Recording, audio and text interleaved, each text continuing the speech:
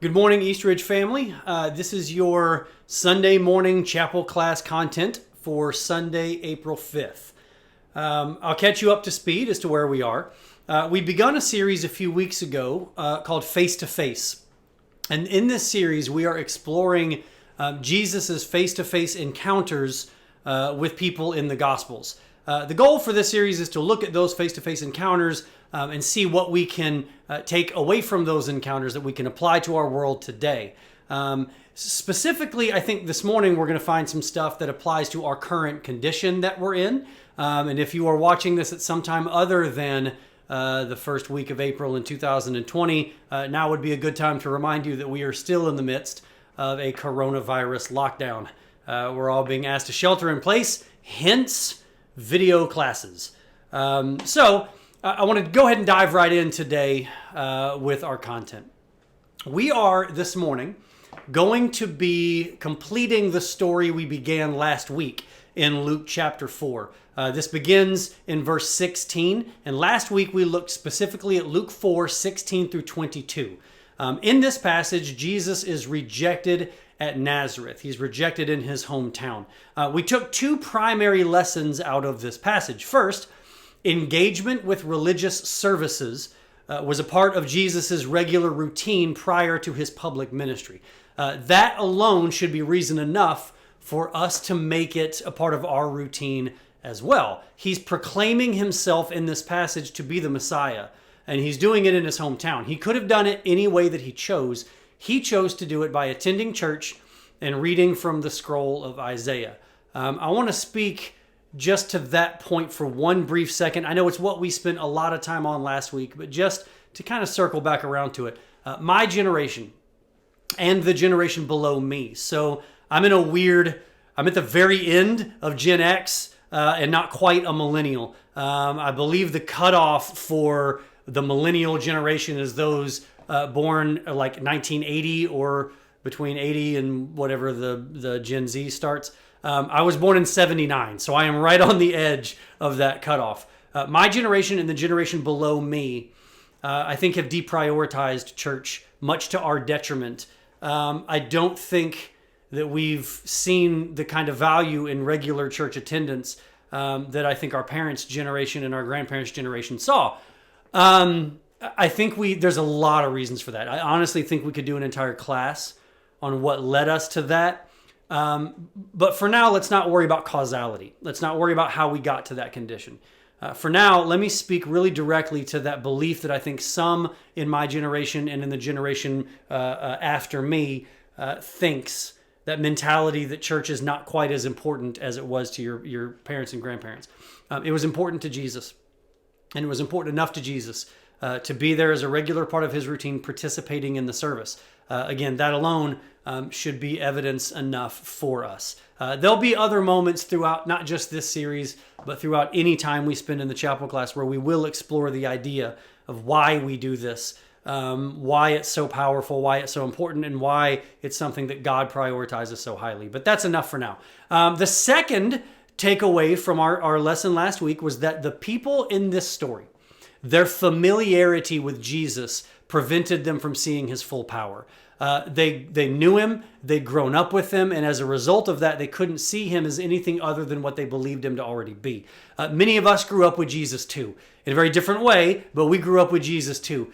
We grew up with Bible stories. We grew up with prayer time with our families. We grew up in Sunday school. And for many of us, we can miss the power of Jesus because those biblical stories that we remember from childhood are just a little too familiar. And that is actually why, that point, the familiarity with Jesus, is why I wanted to start this face-to-face series with the Jesus being rejected at Nazareth story. That element is going to be impactful throughout this series. We're going to be looking at stories that you've probably heard, that you remember, stories that you're familiar with. We're not digging deep into Old Testament content that you may or may not have studied in depth. We're talking about Jesus' face-to-face encounters. You're going to be familiar with the vast majority of those. I would encourage you, though, to keep in mind, familiarity can oftentimes prevent us from seeing true power. So I want you to free yourself of the familiarity that you have with some of these stories and look at them with fresh eyes for fresh takeaways and how they apply to our current culture. So, Jesus's people in his hometown turn on him because he claims to be the Messiah, but more specifically, they turn on him because he claims to be the Messiah, but they know him to be Joseph's kid. And that is where we're going to pick up today with verse 23. And he said to them, doubtless you will quote to me this proverb, physician, heal yourself. What we have heard you did in Capernaum, do here in your hometown as well. Jesus' comment about how they will tell him to heal himself alludes to the religious leaders at the crucifixion telling Jesus, you saved others and you healed others, now save yourself. Then he tells them that he knows what they're thinking. That verse, what we've heard you did in Capernaum, do here in your hometown as well. This story, as we saw last week, is filled with very human moments for the people involved, and this is certainly one of them. Jesus is telling the people in attendance at this service that he knows that you want Jesus to do the cool stuff that you heard about. They're more interested in the novel, humanly fascinating stuff that Jesus offers them more than in the spiritual truths that Jesus is there to teach. In a way, they remind me of the Samaritan woman at the well that we looked at in the first week. We didn't really get into the end of that story yet, but I wanted to circle back to it now. Jesus and this woman have a very deeply theological conversation. He uses water to explain the impact of faith in God. And he uses this moment of getting water from a well to describe in great detail what salvation will look like. In that conversation, Jesus reveals himself to be the Messiah to this woman, and she goes away and tells about what just happened to her. But what part of the story she chose to share with the people in her hometown, I think is really impactful. So we're going to back up just a second to 2 weeks ago and our content there. I'm going to read from John chapter 4, verse 29. Come, see a man who told me all that I ever did. Can he be the Christ? So she wants to tell other people about her encounter with Jesus. He's delved into powerful spiritual truths. But what part of the story does she want to tell? He told me a bunch of stuff about myself. So she kind of bypasses the spiritual truth that Jesus had revealed to her and instead just wants to tell the part about how he did this crazy thing that she couldn't believe. He told her all of these things about herself that there's no way he could have known. I think, to a degree, we can still be like this. We're drawn to what Jesus can do for us individually. We marvel at his life-changing qualities. We see what he does for people in Scripture. And we see sometimes what he does for people in our real world. And we say, do that for me too. Now, that's not necessarily a bad thing. That's how Jesus routinely brings people to him in the Gospels. He brings people to him by performing these feats of miraculous intervention and healing. So I'm not knocking our tendency to want that kind of personal experience, but I think at times we can take it a bit too far. It seems like these people want Jesus to prove himself. Do what you did in Capernaum. Do it here. Prove yourself here for us. To me, and it's just my interpretation, maybe I'm wrong, but it echoes what you hear from the Pharisees in Mark chapter 8. They come to Jesus and they demand a sign. I'll read Mark chapter 8, beginning in verse 11. The Pharisees came and began to argue with him, seeking from him a sign from heaven to test him. And he sighed deeply in his spirit and said, why does this generation seek a sign? Truly, I say to you, no sign will be given to this generation. Finding joy in the blessings of Jesus is great, but asking him to prove himself by giving us stuff or prove himself by being a cosmic magician who does amazing things for our entertainment or so that we can use it to our own personal advantage, I think is probably not. So again, finding joy in the blessings God gives us is wonderful, but asking him to prove himself by these types of things is probably not a great idea. Let's move on in this passage. So we're back in Luke chapter 4, beginning in verse 24. And he said, truly I say to you, no prophet is acceptable in his hometown. But in truth, I tell you, there were many widows in Israel in the days of Elijah, when the heavens were shut up 3 years and 6 months, and a great famine came over all the land. And Elijah was sent to none of them, but only to Zarephath in the land of Sidon, to a woman who was a widow. And there were many lepers in Israel in the time of the prophet Elisha, and none of them was cleansed, but only Naaman the Syrian. There's a lot going on in this passage that we don't want to miss. I think sometimes we blow past it pretty quickly because we may not be 100% sure what that passage means. So let's boil it down in simple terms. Jesus has just told these people that they're going to reject him.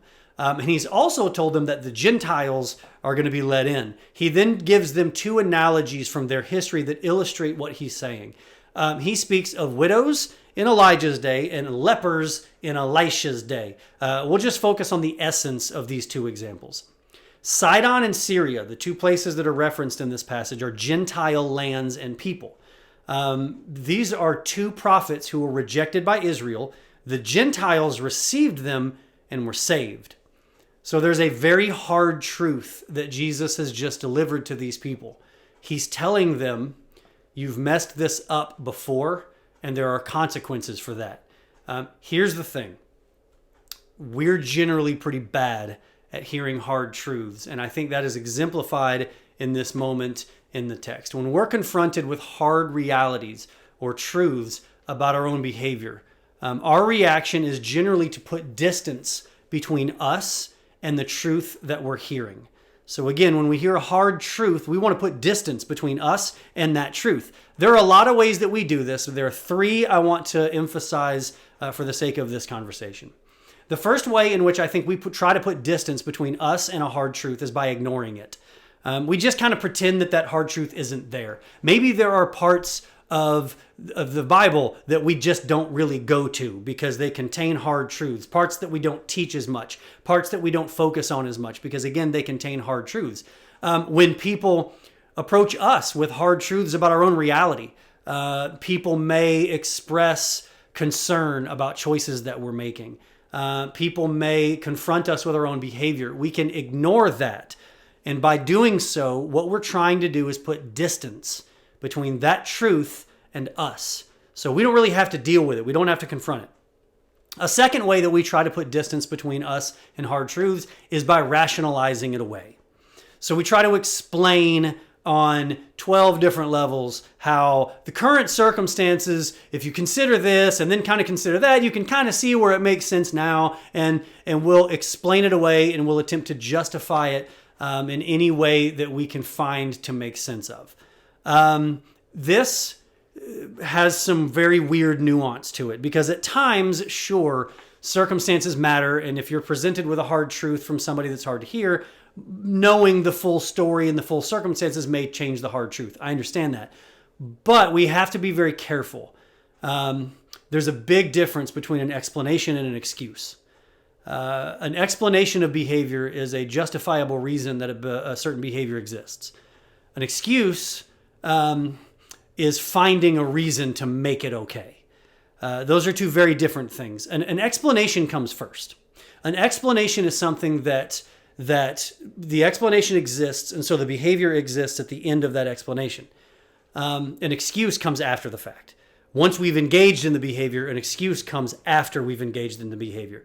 That's really important that we understand the difference in those two. So an explanation, we have the explanation first, and then the behavior results from the explanation. An excuse generally happens on the tail end of bad behavior. We've already engaged in the behavior, so now we're retroactively trying to make it make sense. There's a difference in those two things, excuses and explanations. If you're a parent, you're very well acquainted with the difference in those two things. But listen, it's not exclusive to family life or parenting. Excuses and explanations are things that we need to get comfortable with, and we need to be able to catch ourselves when we find ourselves in a moment where maybe we're trying to excuse bad behavior by rationalizing it away.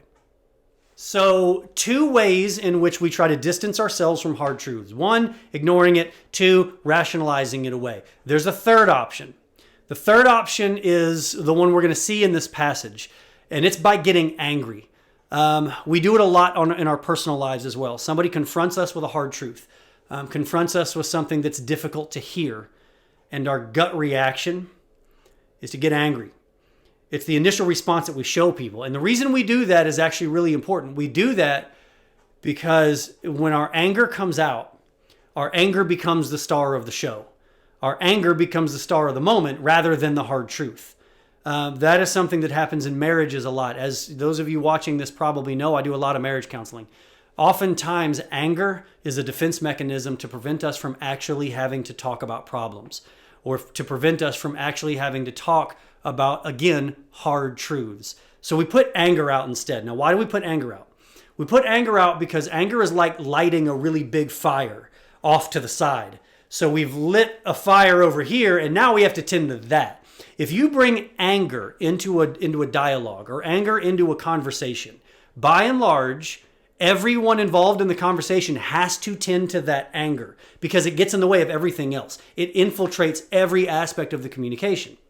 So when anger comes in, it becomes the star of the show. You may be in a marriage where you've seen this. You may be in a marriage where when you're trying to have a conversation about changing something in the marriage or changing something in your financial life, trying to save more, spend less, having a hard truth about how you don't connect with each other. If you've ever sat with a spouse and said, hey, I think you're on your phone too much, you probably got this. And oftentimes the reason we do it is, again, because once we bring anger into the equation, everybody has to focus on the anger. And so at the end of it, the resolution tends to be the anger has subsided. So that's how we know that the problem is resolved. The problem is you may not have resolved anything. All you did was reduce the anger that was brought in because of the hard truth. That makes sense? You may have to rewind that, what I just said, and watch it a couple of times because I know it sounded a bit complicated and I talk kind of fast. But that's the beauty of doing this on video, is that you can go back and you can rewind me and watch me a couple of times to make me make more sense. But the simple reality is when we bring anger into the equation, that's what everyone has to focus on. And so we don't really resolve problems. When you bring in anger to a fight, you're probably not going to solve anything. Because what's going to happen is your anger is going to get everybody's attention, and then everybody's going to tend to that anger, and then the goal of the conversation is going to be to reduce the anger, not to fix the problem. Does that make sense? I asked that question as though you can respond to me. Not at home, if that makes sense. Okay, good. I assume that everyone's getting it. All right, so we have a lot of different ways to distance ourselves from hard truths. In this moment, we see a group of people who have been given a hard truth. They have chosen option 3. They get angry. That's how they respond to their hard truth. What they did, it's impactful for us today. So let's take a look at what they did. We're going to begin reading again in verse 28. When they heard these things, all in the synagogue were filled with wrath. And they rose up and drove him out of the town and brought him to the brow of the hill on which their town was built, so that they could throw him down the cliff. But passing through their midst, he went away. Option 3, anger. Anger at a hard truth. Rather than hear a hard truth and then figure out what to do with it, they respond like many of us do with anger. Here's the scene. They're literally going to throw Jesus off a cliff. I can't imagine a more tension-filled, anxiety-inducing moment. Jesus, the Messiah, is in their presence. They don't understand who he is. They're too familiar with him. And so their response to the hard truth that they're given from Jesus in this moment, their response is anger. And they're going to attack Jesus physically. They're going to kill Jesus. At least that's the plan. And then verse 30. Look, it's the end of this story, and it's a very simple sentence. But it's a crazy verse, right? There is rage. There is anger. This mob is intent on death. And like the climax of this moment, the big crescendo of drama and emotion and what's going to happen next, it ends with, he went away. He walked through them and he left. That's crazy. For me as a person, I wouldn't expect this type of emotion to end with, he just kind of walks off.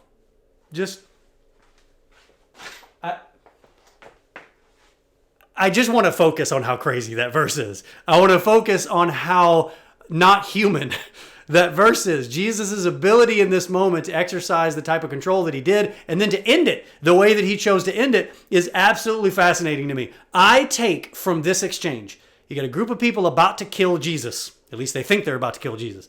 And then his response of just turning and walking away. I take three things from this moment. Thing number one, Jesus is above our emotional swings. The truth of who Jesus is not subject to our emotional whims. That's important in a moment like the one we're in now. I'm not immune to the reality that this moment where you are at home, this moment where some of you are worrying about a job, some of you may have already lost a job. I want this moment at home to be this really powerful. Stay home and bond with your kids and play board games and teach them the Bible. But I realize that's easy to say when you know how you're going to pay your mortgage. For those of you who are feeling emotions right now that you don't know what to do with, emotions that you're hiding from your wife because you don't want her to be burdened by it either, emotions that you're hiding from your husband because you know how stressed out he already is, I want to remind you in this moment that Jesus is way bigger than our emotional swings. I want to remind you in this moment that how you feel doesn't change who God is.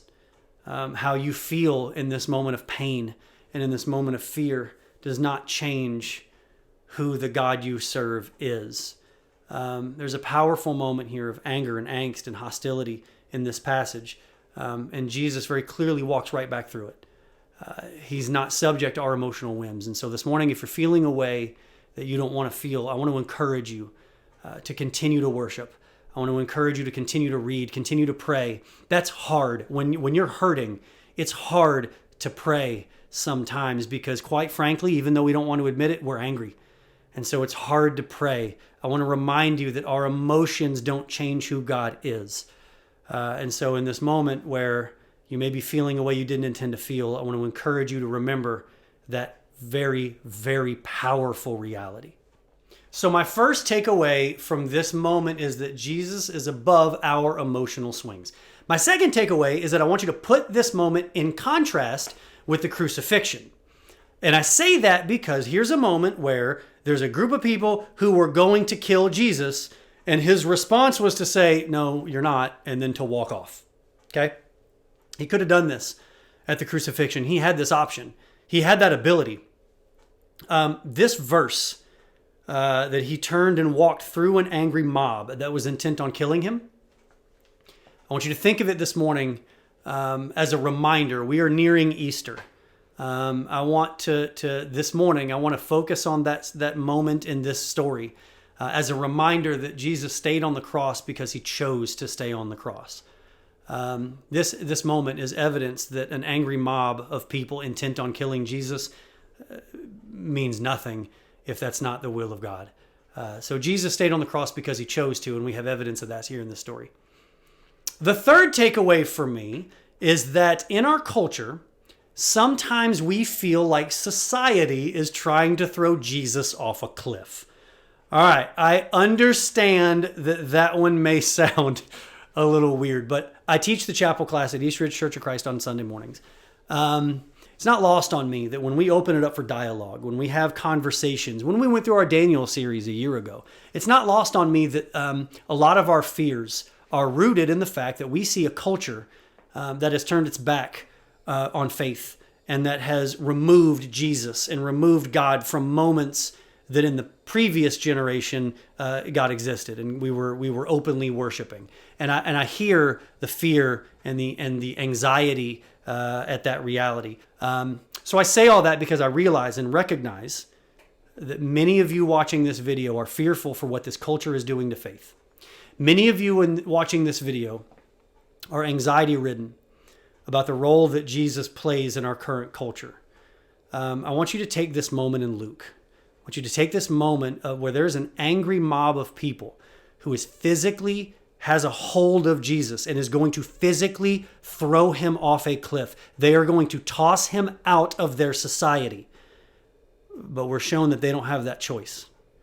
Okay, so we've got a couple of takeaways from this passage. Now, to do the takeaway section this week, I want to back up to last week and cover the entire story, right? So our first takeaway goes back to last week.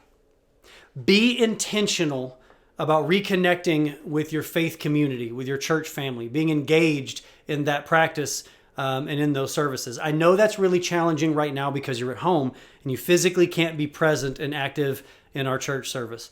First of all, I would encourage you to think during this time away, think about how much more important it's going to be connected when we get back and when we are able to worship together again.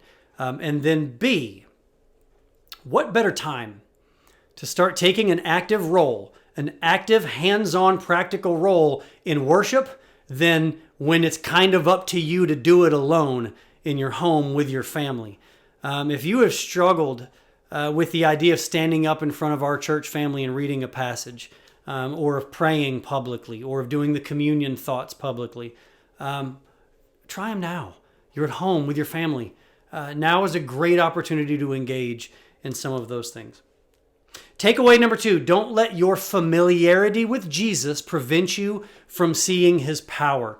The last 10 minutes or so of class last week talked specifically about that. So if you want to know what I mean by that, go back and watch last week's video. Takeaway number 3, don't run from hard truths. There's a reason that we finished with that one. There's a reason that takeaway number 3 is to not run away from our hard truths. And that reason is we're about to engage in some conversations about interactions that Jesus had with people in the world that contain some hard truths. There are some things that culturally, some hard truths that we've kind of wanted to avoid. And I think as we go through this exploration, you may be confronted with a hard truth of your own. You may be confronted with the hard truth that you have not prioritized your spiritual life the way you should. I don't want you to run from that. And you can run from it by ignoring it, by trying to rationalize it away. That's a big one. Rationalizing that one away in this culture is very easy because there are a million things that need your time. Kids' activities, extracurricular activities, busy work schedules. Now, granted, all of that is on hold right now, which I hope is showing you that word need is a word that we put in place. It's not actually true of a lot of the things that we believe are.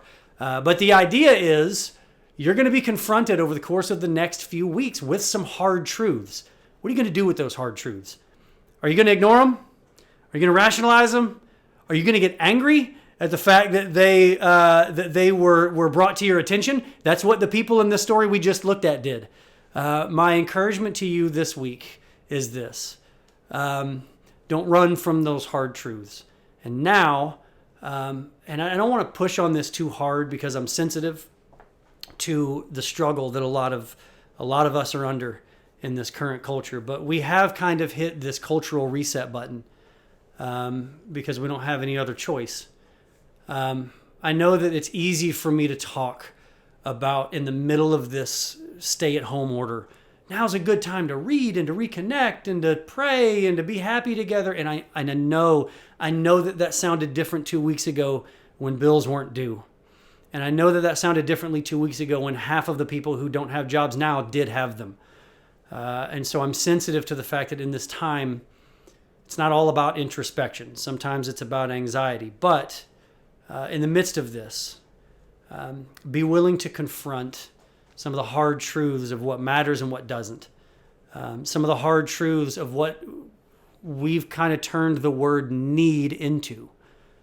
Some hard truths about what kind of family you want to be, what kind of person you want to be, what kind of man you want to be, what kind of woman you want to be. We're going to talk hard truths. Some of them will be not as hard. Some of these lessons we're going to do are going to be hopefully just very uplifting. But I don't want you to run from the hard truths when they do appear. And so that is our takeaway this morning. So that is class for this week. As I tell you every week, I miss you. I can't wait to see you again soon. I need the culture to start moving again, primarily because I'm getting corona hair. I'm getting these horns that are like exploding back here. There, can you see it? Yeah, watch the podcast I did with Jason and those guys today. I got some stuff happening. So I need barbershops to open again. Either that, or I need April to develop a skill set that she does not currently possess. Maybe I should look into that one. Until I can see you again, please know that I'm praying for you. Please know that we are here for you at Eastridge. If you have needs that we can meet, I want to reiterate something I said just a minute ago. I recognize that things have gotten exponentially worse financially and economically and culturally here in the last few days. If you are struggling in any way, please let us know. Please don't suffer in silence. Shoot me an email, rsmith@eastridge.cc. Call us here at the office. I'm in my office. We're here. So we're here ministering and trying to meet needs. Touch base with myself, touch base with an elder, touch base with another minister. But please know that we are here for you in any way that you need us to be here for you. We would love to minister to you in any way that we can. Until next time, be safe, be good to each other.